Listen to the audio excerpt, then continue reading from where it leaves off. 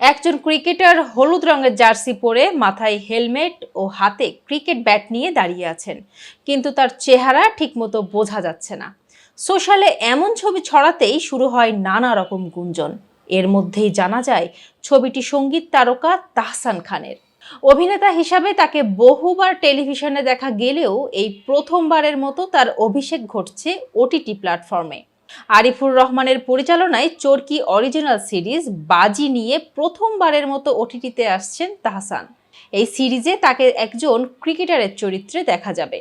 তবে তিনি বাস্তব কোনো ক্রিকেটারের চরিত্রে অভিনয় করছেন কিনা তা নিশ্চিত করা যায়নি। কিন্তু জানা গেছে ক্রিকেটে বাজি ও বাজির প্রভাব ঘিরেই গড়ে উঠেছে বাজির গল্প। সাসপেন্স ড্রামা ঘরানার এই সিরিজে তাহসান খান ছাড়া আরও অভিনয় করেছেন মিম মান্তাসা, মনোজ প্রামাণিক, নাজিয়া হক অর্ষা, শাহাদত হোসেন, পার্থ শেখ, তাসনুভা তিশা, আবরার আতহার, রাফিয়াত রশিদ মিথিলা সহ আরও অনেকে। খুব শীঘ্রই এটি মুক্তি পাবে।